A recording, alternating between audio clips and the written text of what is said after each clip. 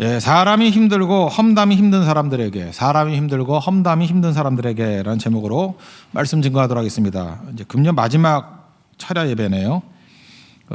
오늘 중요한 메시지라고 생각을 합니다. 광야 생활 전체를 관통하는 가장 중요한 메시지가 바알보올 사건입니다. 오늘 이 사건이에요. 주인공은 비느하스라는 사람입니다. 여러분 비느하스를 아십니까? 성경에는 비느하스가 동명이인으로 2명 나옵니다. 딱 2명 나오는데 어느 쪽을 아는지 모르겠어요. 첫 번째는 엘리 제사장의 아들이죠. 엘리의 아들 홈니와 비느하스. 홈니와 비느하스. 사무엘 상에 나오죠. 홈니와 비느하스. 이 나쁜 놈들입니다. 그러니까 목사 아들인데 논팽이 그런 의미죠. 불안당.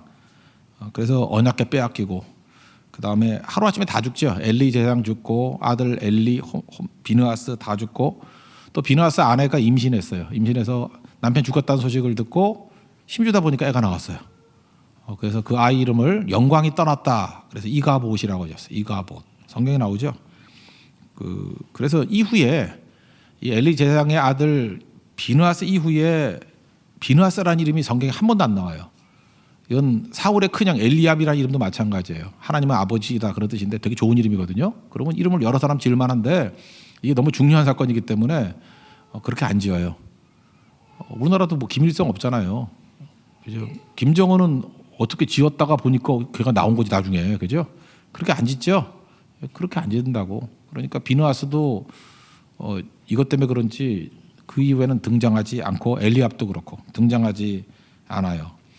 근데 첫 번째 비느하스는 이런 홈리와 비느하스 그 엘리 제사장의 아들이 아니었고 아론의 손자예요. 아론이 아들이 4명이 있었거든요. 나답과 아비후. 근데 잘못된 불로 제사 드리다가 죽죠. 그래서 실질적인 아들이 둘 남아요. 그래서 실질적인 장남 역할을 하는 게 엘르아살과 이다말. 그래서 레위 지파를 쭉 보면 엘리아살의 아들 누구. 그다음에 이다말을 주로 옮기는 거 뭐 이런 거 많이 하거든요. 이다말의 자손들. 그러니까 4명인데 2 죽고 2 남았어요. 그러니까 실질적인 아들.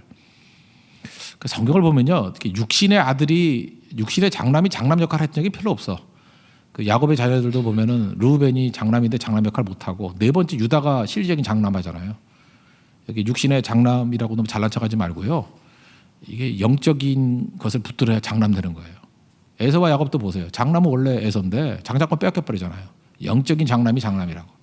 하나님이 일부러 그렇게 하시는 것 같아요. 그죠? 이 육신의 혈통 너무 믿지 마라. 이 뭐 금수저 이런 거 너무 믿지 마라. 영적인 유산을 물려받는 게 진짜 장남이다. 그런 뜻이죠. 그래서 아론의 아들이 엘르아살이고 엘르아살의 아들이 그게 비느하스예요. 3대가 잘 쓰임 받아요. 그래서 믿음의 이 명문 가정을 이루기 위해서는 아론, 엘르아살, 비느하스, 이 계보 뭐 이런 것들을 잘 이끌어갔으면 좋겠어요. 그죠? 이름도 이름값을 해야 될 거 아니겠습니까? 알렉산더 대왕이 그랬다 그러죠. 자기 부하 가운데 동명이인이 있어요. 알렉산더. 그냥 영어 약자로는 알렉스죠. 알렉스라는 이름을 가지고 있어요. 근데 이름이 게으름뱅이고 군기 빠져 있고 말썽만 계속 부리다는 거예요. 그래서 알렉산더 대왕이 알렉산더를 불렀대죠. 알렉산더가 알렉산더를. 그래서 혼내면서 그랬대잖아요. 야, 삶을 바꾸든지 이름을 바꾸라고. 우리 크리스찬도 마찬가지죠. 크리스찬이 예수님 따르는 자, 예수님의 제자라는 뜻 아니에요. 크리스찬. 그죠? 이 크라이스트에서 나온 거 아니에요. 그리스도의 사람들. 삶을 바꾸든지 이름을 바꾸든지. 비느하스도 마찬가지예요. 좋은 이름이거든요. 그죠? 삶을 바꾸든지 이름을 바꾸든지. 하나님이 가장 기뻐했던 비느하스인데 두 번째 비느하스는 한심한 놈이죠. 그죠? 홈리와 비느하스, 엘리 아들. 이렇게 살면 안 된다는 것입니다. 이 바알보올 사건은요, 성경에 너무 유명한 사건이기 때문에 제가 볼 때 광야에서 있었던 사건 가운데 홍해 다음으로 유명해.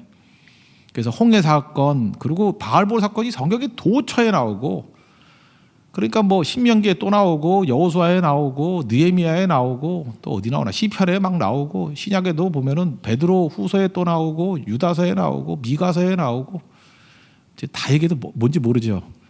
그러니까 그렇게 막 나와요. 그래서 바알보올을 기억하라. 바알보올. 이게 되게 유명한 사건이에요. 그래서 이 민수기 25장은 꼭 체크하고 넘어가야 된다고요. 2가지 메시지인데 첫째는 저주 공격에 마음 쓰지 말라는 거예요. 오늘 제목과 같이 사람이 힘들고 험담이 힘든 사람들 이거 잘못 믿는 거예요. 그러니까 백날 험담하고 백날 공격해도 하나님만 붙들어주면 이게 아무 효력이 없어요. 오히려 여기서 중요한 메시지가 뭔지 알아요? 저주해도 저주를 하나님이 축복으로 다 바꿔버리셔요.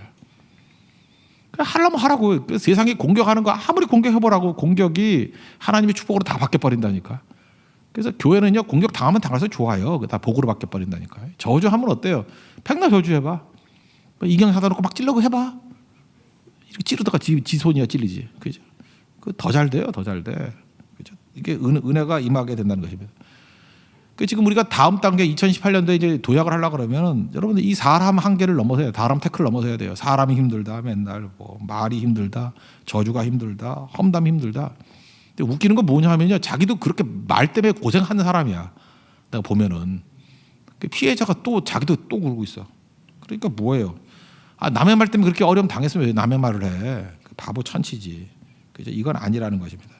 하나님의 사람은 하나님을 믿고 의지하면 단순한 거예요. 주님만 의지하면 이게 공격, 저주 이런 거는 아무것도 아니라는 거예요. 이 발람 선지자가 와가지고 발람 이게 무당이거든, 무당. 발람이란 무당이 와가지고 아무리 저주하려 그래도 하나님이 다 복으로 바꿔버리시잖아요. 그러니까 이 사건을 통해서 하나님 백성은 적어도 저주, 공격 이런 거에 대해서는 no problem. 그죠? 그래야 된다는 거예요. 이게 아무것도 아니다. 사실은 민수기 20장부터 보면은 되게 복잡한 일들이 되게 많이 벌어져요. 광야 사건의 말미인데 막 복잡해요. 첫 번째는 미리암이 죽어요. 미리암이 그 모세 엄마 역할도 했잖아요. 그죠? 이렇게 데려다 키우기도 하고, 그리고 또 대들다가 또 문둥병 걸리기도 하고, 하여튼 이상한 아줌마인데 어쨌든 이스라엘의 3대 지도자 그러면 이 3형제 자매 아니에요. 모세, 그다음에 미리암 누나, 그다음에 아론이잖아요. 아론 형, 3살 위 형. 근데 미리암 죽었다는 소식을 듣고 충격인지 하여튼 아론도 죽어요. 아론도 호론산이라는 데서 또 5개월 있다가 죽어요. 그러니까 이 오누이는 친했는가 봐. 하나님께서 참 뭐 오는 건 순서대로지만 가는 거는 순서가 없다 그러는데 하나님 이 집을 되게 질서정연하게 순서대로 갔어. 1번 가고 미리암 보내고 5개월 있다가 2번 보내고 그 다음에 3번 모세를 보내요.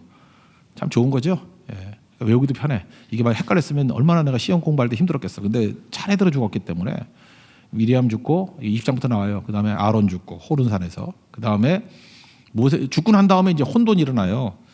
또 뭐 물 없다고 원망하고 이제 모세도 이제 죽을 때가 다가온 거야. 그래서 뭐 내가 너희를 위해서 물을 내랴 그러면서 하나님이 명하라 그랬는데 막대기로 막 치고 난리 부렸어. 내가 볼 때 그 형하고 누나가 죽어서 좀 마음의 상태가 안 좋았던 것 같아. 그래서 막 치고 그러다가 너도 못 가? 너도 죽고 싶니? 성경은 없어요. 그냥 느낌이 그래. 너도 죽고 싶니? 죽어라. 그래서 그때 죽어요.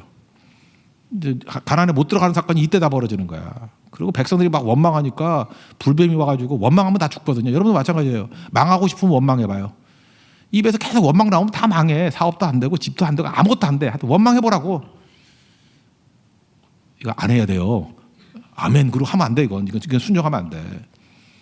근데 혹시라도 하고 싶다고 하면 한번 해봐요. 당해보라고. 옆 사람 쳐다봐. 원망하다 어떻게 망하나. 원망하는 건 100% 망해요. 100%.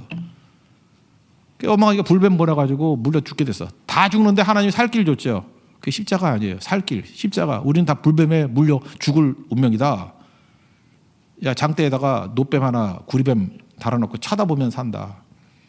그게 요한복음에 보면은 그 노뱀 달린 것 같이 예수님이 십자가에 달렸다 그 얘기예요. 예수님 상징하는 거 아니에요. 쳐다보면 산다. 믿는 건 뭐예요? 바라보는 거예요. 예수님 바라보면 산다. 그런 사건이 막 벌어진 거예요. 그거 끝나고 난 다음에 이제 이 사건이에요. 다 끝났죠. 그래서 하나님께서 내가 볼 때 1세대를 정리시킨 것 같아요. 그래서 1세대 정리할 때 어떻게 3대 지도자가 갔느냐. 미리암 갔다. 그 다음에 아론 갔다. 그 다음에 막 혼란이 일어났을 때 모세도 이거 방정맞게 일 처리하다가 얘도 이제 못 간다. 이렇게 정리가 되는 거야. 설명을. 그러고 난 다음에 이제 마지막 사건이 거의 광야의 가장 마지막이 위험한 거예요. 무릎 섰다고 하는 자는 넘어질까 조심하는 거예요. 다 되고 난 다음에 마지막 사건이 바알보 사건이거든요. 이제 가나안에 올라가려고 그러니까 길이 있는데 그게 왕의 길이에요. 왕의 길. 왕의 길인데 이게 그 가데스 바네아에서요. 이 왕의 길을 올라서 이제 요단 동편 지금 요르단 지방이 그게 왕의 길이거든요. 요르단 지방이. 그리고 서쪽으로 요단강만 건너면 여리고예요. 그러니까 여리고를 건너갈. 그리고 여리고 건너기 전에를 길갈이라 그러거든요. 길갈까지 가기 전에 두 민족이 있어요. 왕의 길 사이에. 밑에가 에돔이 있고 그 위에가 암몬이 있어요. 에돔, 암몬. 에돔은 에서 후예. 암몬은 롯의 아들 후예들. 그죠? 이렇게 에돔과 모압이 있어요. 모압이. 근데 에돔에 들어가려고 그랬더니 그때 뭐 모세가 플리즈 하면서 되게 이렇게 저자세를 나가요. 그러니까 20장 14절 이하에 나오거든요. 우리가 고난을 많이 당했으니까 아시죠? 우리 사촌 집하니까.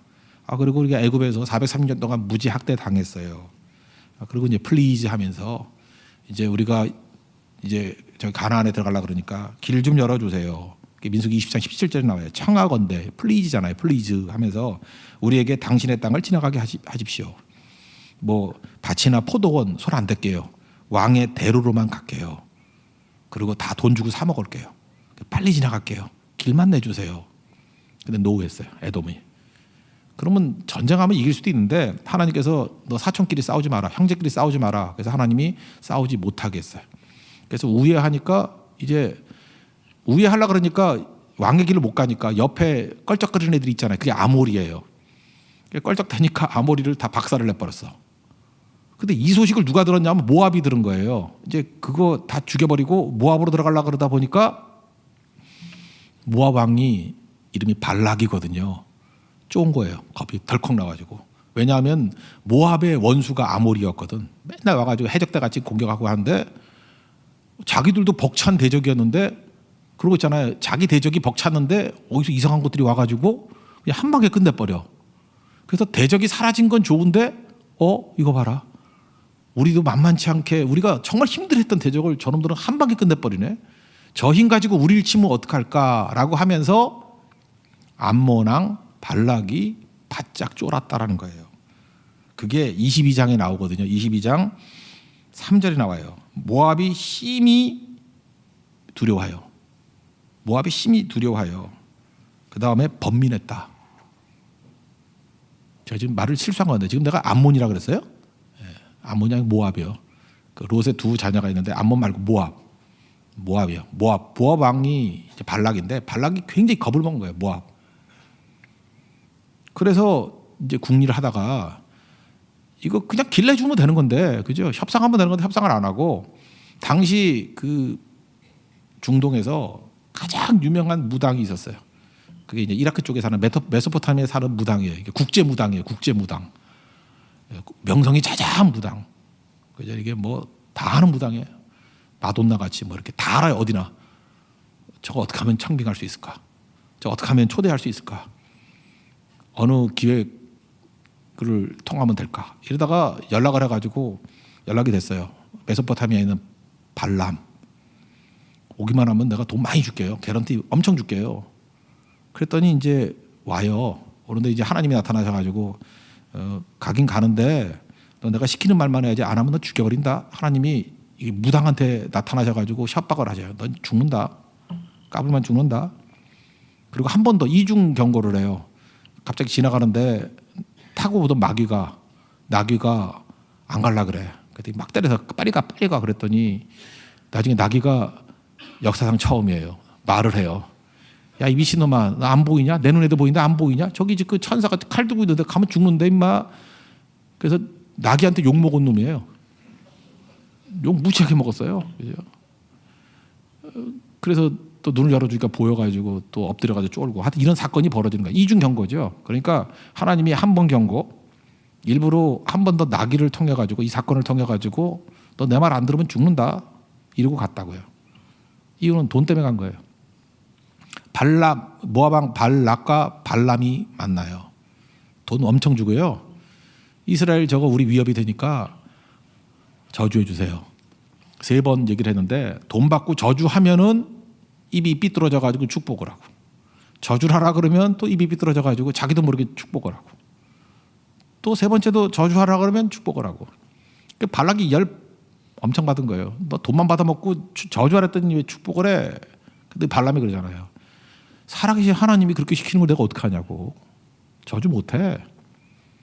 이 메시지죠. 저주 못해. 아무리 저주하려고 그래도 저주가 안 되는 거예요. 저주를 축복으로 바꾸게 되었다라는 거예요. 그리고 4번째 저주할 때는요. 난 이게 너무너무 웃기는데 심지어 이 무당 입에서 메시아 예언이 나와.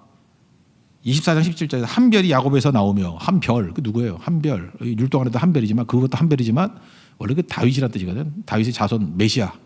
한 별이 야곱에서 나오고 한 규가 그 왕의 지팡이 이스라엘에게서 일어난다 이런 예언까지 해요. 그러니까 우리 이번 주에 살피게 될 내용이 엔돌의 신접한 자 엔돌 무당이 그 사무엘 뭐 불러내고 막 하는 거 있잖아요. 그 가짜거든요 다. 근데 거기서 사무엘 나온 가짜 사무엘이 꽤 괜찮은 말도 막 해. 그러니까 이 무당은요 이 영적인 힘을 이용해 가지고 90% 옳은 말, 10% 죽이는 말 이렇게 해서 우리를 미혹해요. 그러니까 이런 일이 벌어진다고. 그러니까 이 발람은 무당이에요. 그래서 나 발람 선지자라는 말보다는 무당이 맞아요. 발람 무당이 이런 짓거리를 한다라는 것입니다. 가끔 교회 보면요. 어떻게 교회를 나오게 됐습니까? 이렇게 물어보면은 점집에 갔다가 점쟁이가 교회 가라 그래서 왔다 그러고 우리 교회 또 온 사람들이 좀 있어요. 이거 웃을 일이 아니고요. 제가 이게 목회를 하면서 느낀 게 뭐냐. 저 이제까지 목회하는 동안에 그런 경험을 한 10차례 정도 했어요. 교회에 꼭 문제를 일으키더라고요. 그런 사람들이. 무당이 가라 그래서 온 사람들 있죠. 여기도 있을 거예요. 자기 믿음 되게 더러운 믿음이에요. 그 잊지 말라고요. 아주 지저분한 믿음이에요. 그 그리스도의 십자가의 보혈의 피로 씻고 철저히 씻고 기초까지 다 박살이 나지 않는 한 그 교회 무너뜨리는 자가 될 가능성이 커요. 정말이에요. 뭐 이런 거 하면 이제 웃음거리로 웃거든요. 아 그래서 뭐 무당도 도와주는 교회 아니에요. 도와주는 거 아니야. 이게 반란 무당 같은 일들이 벌어진다고. 아 제가 여러 번 경험했다니까요. 진짜 이상해요. 교회 와서 정말 이상한 짓들 해. 교회를 분란을 일으키고 그거 죽어야 되는데 죽지 아니하고 뻔뻔하게 다니면 안 돼요. 그게 거의 얘네 같은 돌에 맞아 죽을 짓 되는 거예요. 죽을 짓 한 거. 이거는 윤리적인 죄보다 훨씬 큰 거예요. 영적인 죄악은. 이게 철저히 끌어야 된다고 철저히. 근데 그게 없으면은요 이게 또 어려워지는 거예요. 어쨌든 간에 첫 번째 메시지는 이거예요. 그러니까 아무리 돈 들여가지고 발람 아니라 발람 할아버지 무당의 왕의 왕 주의 주 무당에 와도 소용없어요. 그러니까 여러분들 인생도 지금도 마찬가지예요. 내가 사람 때문에 힘들어하고 험남 때문에 힘들어하고 뭐 사람 태클 때문에 힘들어한다 그러는 건 뭐예요? 믿음이 없는 거예요. 믿음이. 하나님이 지켜주시면 저주가 뭐로 변해요? 복으로. 걱정할 거 하나도 없다고. 그러니까 사람 태클에 넘어지지 말라는 것입니다. 첫 번째 메시지. 이게 바알볼 사건의 메시지예요. 그래서 바알볼의 사건은 우리 한국 사람 같으면 똥개는 지져도 경부선은 간다 이거예요. 아무 관계 없어요. 똥개는 지져도 갈 길 가면 돼요. 인생 투트랙이에요. 고난이 오거나 문제가 있더라도 그냥 하면 돼요. 그냥 가는 거예요. 근데 이 말 때문에 험담 때문에 넘어지는 것들은 가짜예요. 이건 허약한 믿음들. 믿음도 아니에요. 여러분 그런 생각이죠. 저 사람만 없으면 내가 살겠는데 또 생겨요. 또 생긴다니까. 아니 마귀가 가만히 있어요? 마귀도 살아있는데? 마귀도 본분이 있잖아. 그렇잖아요. 자기도 할 일 해야지. 그러니까 계속 생겨요. 죽을 때까지. 없어지지 않아요. 그러니까 잊지 말라고요. 사람 때문에 말 때문에 험담 때문에 넘어지는 거는 그건 믿음이 없는 거예요. 그건 본인 문제야. 그건 극복해야 돼. 하나님 바라보고 붙들어야 된다는 것입니다.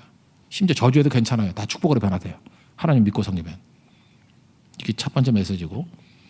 근데 두 번째 이게 거의 사탄적 지혜를 가지고 있는 거예요. 이 발람 녀석이 저주해도 안 되니까 발락에게 팁을 준 거야. 저주에선 못 넘어뜨려.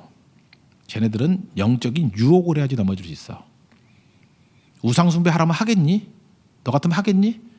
쟤네들이 예배 드린다고 출애굽을 한 백성들인데 얘네들이 우상숭배 하라면 하겠니? 미끼를 던져야지. 너희들 우상숭배가 뭐니? 음란함 아니야. 여사제들 데리고 음란한 거 아니야. 그래서 모함 여자들 중에 여사제들 이런 거 보내고 그래서 이거를 축제, 예배라는 형식으로 걔네들이 제일 좋아하는 쾌락을 줘. 그러면 다 범죄할 거야. 누구 아이디어예요? 누구 아이디어예요? 발람 아이디어. 그래서 이런 갚아버려요. 이게 먹혔어요. 교회는요. 외부의 공격이나 험담 때문에 넘어지지 않아요. 내부의 문제 때문에 넘어요. 내부의 문제. 내부 분쟁, 내부의 죄. 중요한 사건이에요. 그래서 바알볼 사건이 우리에게 주는 메시지가 이거예요. 내부가 문제지 외부가 문제 절대로 아니라는 것입니다. 그래서 지금 교회 안에 지금 뭐 불교가 공격해서 우리가 힘들어요? 뭐 정부가 공격해서 힘들어요? 교회 안에 반란 같은 지도자가 있는 거예요. 내부의 적이에요, 내부의 적. 이게 무당 같은 지도자가 있어요. 그다음에 반란 같은 언론이 있어요. 그게 교회를 무너뜨리는 거예요. 반란 같은 단체가 있어요. 이게 교회를 무너뜨리는 거라고. 이게 바알보올 사건이 우리에게 주는 귀중한 메시지라는 것입니다. 걔가 준 게 뭐예요? 속임수예요. 이렇게 하면 넘어갈 거다. 속임수. 그래서 25장 18절 보니까 속임수. 25장 18절 한번 보세요. 거기 뭐라고 돼 있죠? 마지막에 이는 그들이 속임수로 너희를 대적하되 그렇게 나오죠. 그러니까 발람이 줬던 게 뭐예요? 속임수. 31장 16절에 보면은요, 발람의 꾀다 이랬어요. 발람의 꾀로 인해서 넘어지게 됐다. 그러니까 사탄은 아주 지혜로워요. 여러분 이렇게 접하다 보면 느끼는 게 어떻게 보면 이런 지혜가 다 있지? 할 정도로 사탄적인 지혜가 있어요. 그죠? 사탄적인 지혜가 있어서 그래서 성경을 뭐라 그래? 미혹이라 그래. 미혹. 그래서 민수기 31장 16절 보니까 보라 이들이 발람의 꾀를 따라 이스라엘 자손을 부올의 사건에서 여호와 앞에 범죄하게 하여. 이게 발람의 꾀. 이게 시편 1편가 되는 악인의 꾀. 아짜트. 꾀예요, 꾀. 이게 사탄적인 꾀예요. 꾀로 살아요. 말씀을 안 살고. 꾀. 속임수. 다 누구 거예요? 마귀. 마귀는 속이는 자예요. 그리고 꾀가 있어요. 넘어뜨리고 미혹하게 하는 자. 이런 게 있다라는 거예요. 그죠? 요즘에 좀 여러분 못 느끼십니까? 최근에 한 1년 정도 이렇게 돼 보니까 한 5년 전만 해도 상상도 못할 일들이 막 벌어져. 지금 사회가 지금 굉장히 세속화되고 말씀을 떠나고 있는 거 모르세요? 동성애 이거 뭐 치를 떨던 사람들이 이제는 동성애 뭐 이게 분위기 타는 거예요. 그죠? 동성애가 잣대가 됐어. 이제 꼴통과 진보의 잣대. 동성애 반대 그러면 꼴통. 동성애 지지 그러면 뭔가 깨 있는 사람. 이게 말세의 특징. 마가복음 13장 14절 보니까 저는 이렇게 해석해요. 멸망에 가져간 것이 서지 못할 것에 선 것을 보거든. 이게 말세라는 거거든요. 빨리 도망쳐라 산으로. 말세가 왔다는 거예요. 이거를 무슨 뭐 예루살렘 성에 뭐 모스크가 섰기 때문에 황금 모스크가 섰기 때문이다. 그가 그렇게 해석을 해요. 성경이 건물 갖고 뭐 싸움 벌입니까? 그래서 뭐 그 모스크 무너뜨리고 성전 다시 지으면 된다. 아이고 난 진짜 그냥 뭐 백투더 예루살렘 뭐 그거하고 똑같은 얘기지. 저렇게 유치하게 해석을 해? 이게 영적인 거겠지. 그게 건물 싸움이겠어요? 멸망에 가져간 거 저는 그냥 동성애로 봐요. 이게 서지 못할 것, 이게 가정 아니에요. 이 가정 파괴하는 거라고. 뭐 이런 게 서지 못할 것에 서는데 상식적으로는 이해가 안 되는 거야. 그걸 누가 따르겠어? 그랬는데 이거를 대다수가 따라가. 여기 젊은이들 지금 교육을 받아가지고 별로 이상하게 여기지 않고 대다수가 따라가. 분위기예요. 여기 영적인 이게 영향이 없겠어요?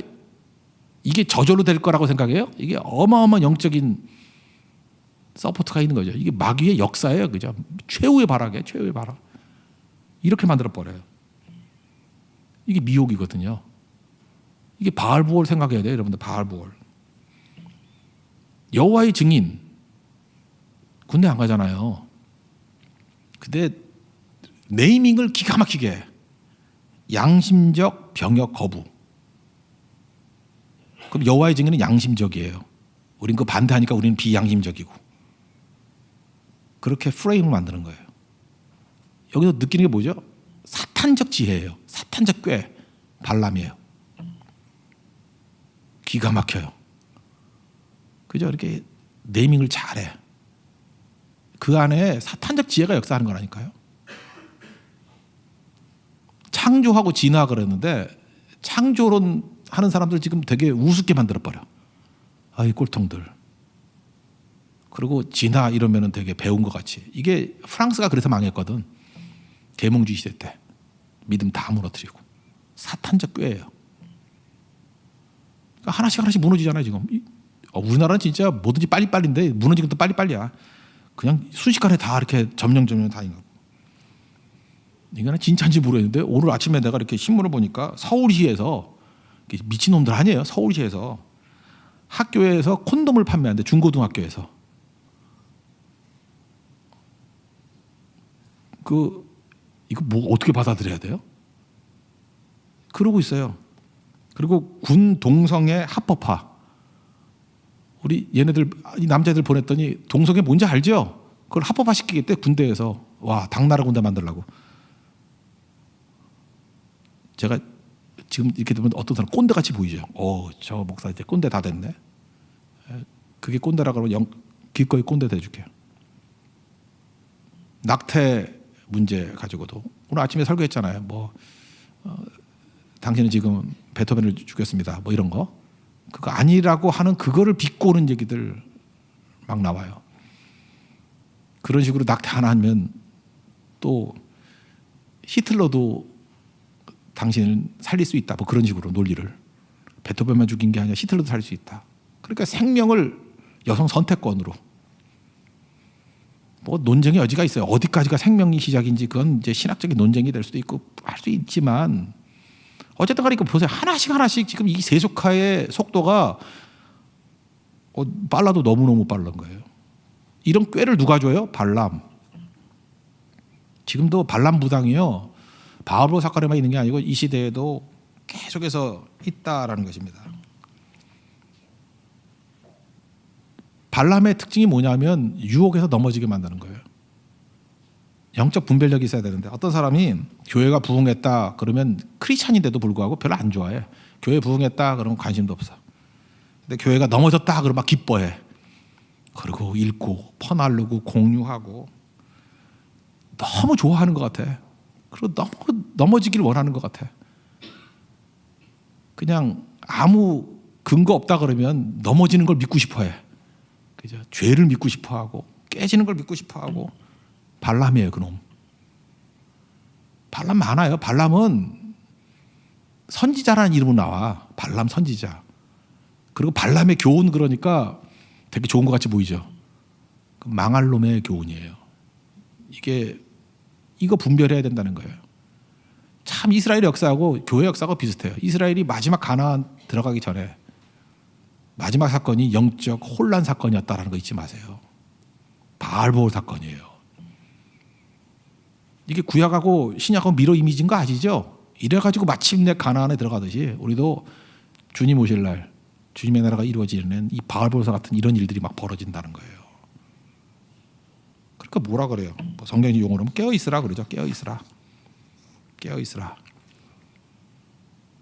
이 바알보사 사건에서 깨어 있게 아주 분연 일어난 사람이 누구냐? 비느하스예요. 그래서 비느하스에 일어나라 그러잖아요. 비느하스가 일어나 가지고 이놈들 다 죽여버리고 하나님의 열심으로. 그래서 하나님이 너무너무 기뻐가지고 하나님도 잘 흥분 안 하는데 흥분하실 때가 몇 번 돼 있잖아요. 11절에 보니까 나의 질투심으로. 질투심은 이게 사랑이에요. 사랑. 나의 열심. 나의 열심으로 열심을 냈다. 그래서 기쁘다. 그래서 내가 너와 평화의 언약을 맺겠다. 12절. 그리고요 13절 보니까 네 후손에게 영원한 제사장지분을 주겠다. 비느하스의 축복이에요. 이게 하나님 아버지 마음이죠. 하나님 아버지 마음을 가진 거예요. 그래서 너무 절망하지 말아요. 이게 난리 쳐도요. 뭐 사탄적인 꾀를 가지고 난리를 쳐도 우리가 그러잖아요. 뭐 교회는 나가서 반대만 하지 말고 이게 흐름이에요. 영적 흐름을 읽으라는 거예요. 우리가 이제 시장 앞에 나와서 대모할 마음 전혀 없어. 그냥 흐름이야. 그렇다고 그래. 그럼 우리는 해야 될 게 뭐죠? 말씀 붙들면 돼요.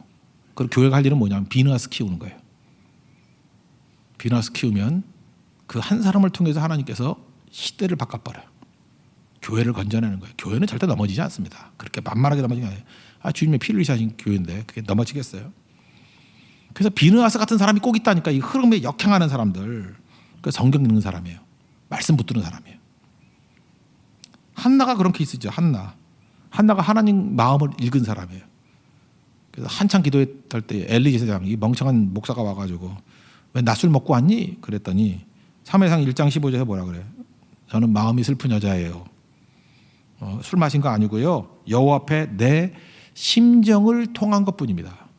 하나님과 심정이 통하는 사람. 이게 비느하스예요. 그게 한나예요. 다윗도 마찬가지예요. 사무엘상 17장에서 골리앗이 막 하나님을 조롱하고 저주하고 그러잖아요. 그때 뭐라 그래요? 나는 내가 모욕하는 이스라엘 군대의 하나님으로 나아간다. 하나님께서 너 오늘 나한테 넘긴다. 목 베버리고 네 시체 새들과 들짐승 먹이 만들어 버릴 거야. 하나님과 마음이 통했어요. 그게 다윗이에요. 다윗 반드시 일어나요. 엘리야도 마찬가지죠. 바알과 아세라 이 떼거지로 850명이 나와가지고 난리 부르니까 하나님 마음을 가지고 싸우잖아요. 그러니까 한 사람이 850대 1로 이기잖아요. 불이 내려가서 다 죽여버리잖아요. 그죠? 비느하스, 엘리야, 느헤미도 마찬가지예요. 뭐 성문이 뭐 다 불탔다 뭐 이런 소리. 느헤미 1장 보세요. 그때 하나님과 마음이 통한 거예요. 그래서 어찌합니까? 그랬더니 다 특권 다 내려놓고 제가 할 테니까 힘 주세요. 그래서 성벽 재건하잖아요. 52일 만에. 이게 비느하스, 느헤미야예요. 잘 보세요. 마귀가 장깨를 가지고 발람 통해가지고 사탄적 지혜를 가지고 별짓 다 해도 예수님 십자가 못 지게 하려고 온갖 짓 다 하죠. 2살 이하 다 죽이고 마지막에는 뭐 십자가 못 박게 하고 이겨야 져요. 한 방에 끝내버려. 한 방에. 하나님의 지혜는요 사탄적 지혜하고 게임이 안 돼요. 그러니까 교회도 마찬가지예요. 반람적인 교회가 있다니까요. 있어요. 여러분 이거 누구 저주하는 거 아니에요. 있다니까. 반람적인 교회가 반람적인 크리스찬들이 있어요. 반람의 그놈들을 제대로 믿어야 될 거 아니에요. 비느하스 일어나야 돼요. 비느하스 교회가 있어야 되고요. 비느하스 지도자가 있어야 되고 비느하스가 일어나야 돼요. 비느하스 같은 라인이 있는 게 한나, 비느하스 라인에 있는 게 다윗, 비느하스 라인에 있는 게 엘리야, 비느하스 라인에 있는 게 느헤미야. 뭐 더 많은 사람들 얘기할 수 있죠. 그 라인에 서야 된다는 것입니다. 종교개혁 500주년이라 금년이 제가 종교개혁 그 주간에 4일 동안 설교했던 게 있죠. 그 체코에 가면 우리 교회도 지금 반주하는 자매가 지금 유럽 여행을 하고 있는데 체코를 꼭 가야 돼. 체코를 가는 걸 체크해야 돼요. 꼭 체코를 가야 돼. 프라하에 가면은 프라하 광장 중앙에 프라하는 아름다운 도시예요. 물가도 싸고 아름다운 도시예요. 프라하 중앙에 좌누스 동상이 있어요. 후스 동상이 후스 이름이 거위라 그랬잖아요. 거위 동상이 딱 있고 거기 10명의 제자들이 있어. 후스는 그 위클리프 영향받죠. 옥스퍼드에 위클리프 성경 번역했잖아요. 오직 성경으로. 그 번역을 해서 체코에 온 거예요. 종교개혁이 1517년인데 1515년 딱 100년 전에 싸운 거예요. 싸운 이유가 뭐냐면 캐톨릭이 신부 사제권, 예수님이 죄를 사하는 거지 신부가 뭔 놈의 죄를 사해. 그죠? 그리고 예수님께 가가지고 죄를 고해야지 왜 신부한테 가서 죄를 고해. 잠깐 목사한테 와가지고도 무슨 뭐 신부인지 알고도 신부 아니에요. 저 신랑이에요. 왜 저한테 와가지고 잠깐만 그런 얘기를 해. 내일도 결혼식인데 차별이 너무 많어. 신부 대기실은 있는데 목사 대기실은 없어. 안 하지. 그래서 승질나는데 하여튼간에 웃으라고 한 소리 해야지. 뭔 소리인지 몰라. 신부 사제권 이런 게 있었다고. 그거 아니라 그랬고 대표적인 게 뭐냐면 나 지금도 모르겠어요. 캐톨릭 안 가봐서 모르겠는데 이 당시엔 그랬어요. 난 요즘에 난 천주교에 가본 적이 없어서 잘 모르겠는데 성찬식을 하잖아. 이번 송구행심일 때 성찬식 해요. 성찬식 하는데 떡은 나눠 먹어 다 같이. 떡을 이렇게 오면은 입 벌려서 넣어주고 해요. 그죠? 근데 잔은 포도주는 안 줘. 흘린대. 예수님 보혈피를 흘리면 어떡하냐고. 뭐 그런 건지 뭔지 모르겠지만 그래서 이따만한 잔에 신부 혼자 마시잖아. 그거 몰라요? TV에서 못 봤어? 여러분 안 보는군요. 혹시 캐톨릭에서 온 사람 없어요? 이렇게 혼자 다 마셔. 그렇게 취하지. 이따만한 걸로. 그래서 생각보다 신부들이 술 잘 마셔. 뭐 성찬식만 하면 막 막으시니까 막. 그 좌누수가 볼 때 이거 아니라는 거예요. 이게 뭐 하는 짓이야? 이게 뭐 하는 짓이야? 그래서 이걸 그 이중 성찬식이라 해요. 이중 성찬식. 이중이 뭐냐면 떡도 주고 잔도 줘야 된다는. 피도 내 피니 그러면 다 마시라 그랬지 왜 누가 혼자 마시래? 이랬다고 죽은 거예요. 이랬다고. 후스가 왜 화양당한지 알아요? 포도도 줘 그러다가 죽은 거예요. 떡 줬으면 잔도 줘야지 그러다 죽은 거예요. 그러니까 술 달라 그러다가 죽은 사람이야. 참 이거 아이러니죠, 그죠? 왜 예수님 피는 안 주고 왜 떡만 줘? 이번 우리 교회는 떡도 주고 잔도 줍니다. 예수님의 살과 피. 이게 온전한 거라는 거예요. 후수가 했던 일은 그거예요. 이게 성찬에 엉터리 된 이거를 도전한 거고요. 무슨 놈이 신부 사자권이 있느냐. 이거는 예수님 중보자 외에 또 다른 중보를 만드는 거다. 그랬고요. 난 이제 지금 현재 캐톨릭이 잘 모르겠어. 뭘 하는지. 난 캐톨릭 다녀본 적이 없기 때문에. 하여튼 이게 종교개혁 당시엔 그랬어요. 이 당시엔. 지금도 그런 것 같은 느낌에. 내가 TV인가 옛날에 보니까 혼자 마시는 것 같던데 신부가.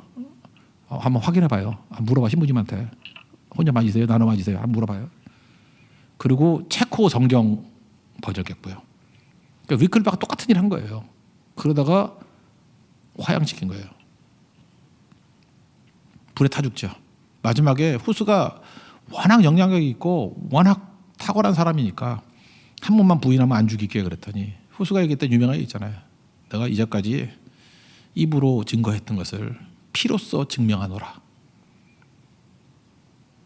피 흘려서 예수 그리스도 십자가의 유일성 이것만을 증거하겠다. 그리고 그런 얘기했어요. 이름이 거위란 뜻이거든요.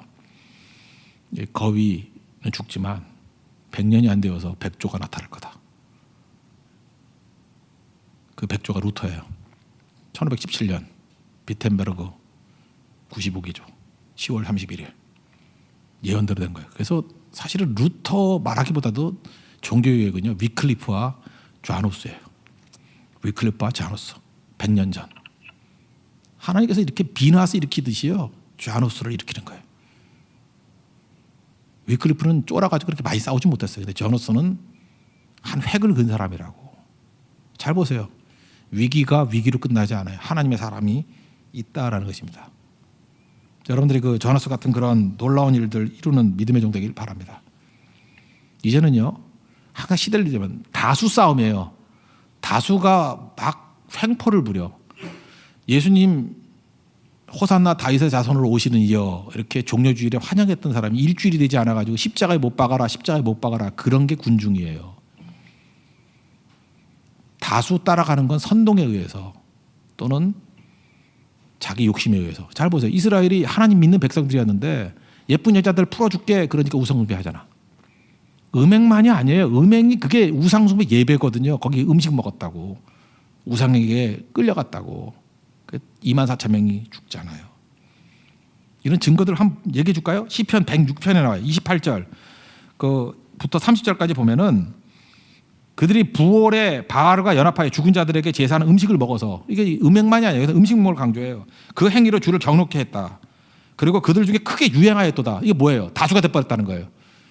이 음행하는 것들 이게 우상에 먹는 음식 먹는 게 크게 유행하였도다. 시편 129절에 30절 비누아스가 일어나서 중재하니 이에 재앙이 그쳐도다. 중재했다는 게 뭐예요? 일어서 가지고 결단을 내린 거예요. 그러니까 예수님에게 쓰는 용어거든요. 중재자, 중보자가 되었다. 이 일이 그의 의로 인정되었으니 대대로 영혼까지 이로다. 이걸 주님께서 의로 여겼대요. 십자가 붙드는 걸 의로 여겼대요. 그 다음에 신명기 모세가 죽기 직전에 또 여러 가지 사건을 회상하는 이것만 회상해요. 34장 마지막이잖아요. 4절에 보니까 부돌 사람 부올의 아들 발람에게 뇌물을 주어 돈 때문에 이거 했다는 거예요. 저주하게 하였으니 23장 25절 신명기 내 하나님 여호와께서 너를 사랑하심으로 내 하나님 여호와께서 발람의 말을 듣지 아니하시고 내 하나님 여호와께서 그 저주를 변하여 복이 되게 하셨나니 이거잖아요. 저주 백날 해봐라 다 복으로 바꿔버리잖아. 모세의 마지막 설교예요. 바알보알 사건을 얘기하면서 여호수아도 또 한번 얘기를 해요. 여호수아도 이게 너무나 인상적이어서 여호수아 은퇴할 때 죽기 직전에 여호수아 24장 9절 부올의 아들 발람을 불러다가 너희를 저주하게 하려 하였으나 여호수아 24장 10절 그가 오히려 너희를 축복하였고 나는 너희를 그의 손에서 건져내었다. 여호와 하나님 말씀이에요. 이게 여호수아도 이게 가슴에 남는 거예요. 그죠? 또 느헤미야가 개혁하고 난 다음에 느헤미야 13장에 또 이런 얘기를 해요. 우리 하나님이 그 저주를 돌이켜 복이 되게 하셨나니 이게 바알보알 얘기를 하면서 또 느헤미야도 이걸 되새기고요. 베드로 사도가 얘기를 해요. 베드로후서 2장 15절에 그들이 바른 길을 떠나 미혹해 꼬셨다는 거예요. 꼬셔가지고 부올의 아들 발람의 길을 따르게 했고 불의의 싹을 살아 돈 사랑하다가 이지됐다는 거예요. 자기의 불법으로 말미암아 책망을 받되 말하지 못하는 나귀가 사람의 속기를 말하여 그 다음에 베드로는 역시 성질이 저것 비슷해. 너무 좋아요. 그죠? 이 선지자의 미친 행동을 저지하였느니라. 미친 행동이에요. 이제부터 이거 얘기해야 돼요. 그 미친 행동, 미친놈이야, 미친놈. 미친놈이에요. 그죠? 이 사람들은 물 없는 샘이요 광풍에 밀려가는 안개니 그들을 위하여 캄캄한 어둠이 예비되었도다. 마지막에 나오는 게 요한계시록 버가모 교회를 향해서 경고할 때 요한계시록 2장 14절 너 책망할 게 있어. 발람의 교훈을 지키는 자들이 있도다. 교회 안에 있잖아요. 교회 안에 이 발람의 유혹같이 교회를 말씀을 따라서 미혹하게 만드는 세력들이 있다는 거예요. 교회 안에 대적들. 하나님 떠나가지고 이상한 짓 하게 만드는 놈들. 발람이 발락을 가르쳐 이스라엘 자손 앞에 걸림돌을 놔. 이게 걸림돌이거든요. 행음하게 하고 우상제물 먹게 했다고. 버가모 교회 발람을 용납하는 건 죄다 그 얘기예요. 그 버가모 교회만 그럴까요? 마찬가지죠. 저는 2017년을 마무리 지면서 우리도 정리를 해야 돼요. 하나를 정리하면서 모세 일대기를 정리하면서 마지막 시험이 바알볼 사건이에요. 영적 유혹 사건. 그리고 주님이 다시 오실 때 마지막 또 사건이 있을 거예요. 이게 영적 유혹 사건이에요. 멸망의 가증스러운 것이 거룩한 것을 서게 되면은 마지막 때. 적어도 이 시대의 흐름들이 이런 흐름들이에요. 그러니까 이거 갖고 피켓 들고 데모하는 게 아니에요. 교회는요. 말씀 붙들게 만들고 비느하스를 키우는 거예요. 묘해요. 그 난장판을 부리고 엄청난 세력같이 보이는데 비느하스 한 사람이 일어서면 이겨요. 대단해 보이는데 하나 일어서면 이겨요. 블레셋이 대단해 보이지만 다윗 하나 일어서면 이겨요. 참 묘하죠. 850명이 떼거지를 물려도 엘리 하나 일어서면 이겨요. 다 불타가지고 아무것도 없는 것 같이 보이죠. 느헤미야 하나 일어서면 이겨요. 더 설명이 뭘 필요하겠습니까? 비느하스 되십시오. 비느하스에 일어나라. 주님의 음성입니다. 주님 옆에 쓰임받는 영원한 제사장의 축복을 누리는 우리 하나님 백성 되기를 축원합니다. 네, 모두 자리에 서련하겠습니다. 주만 바라볼지라 찬양했습니다.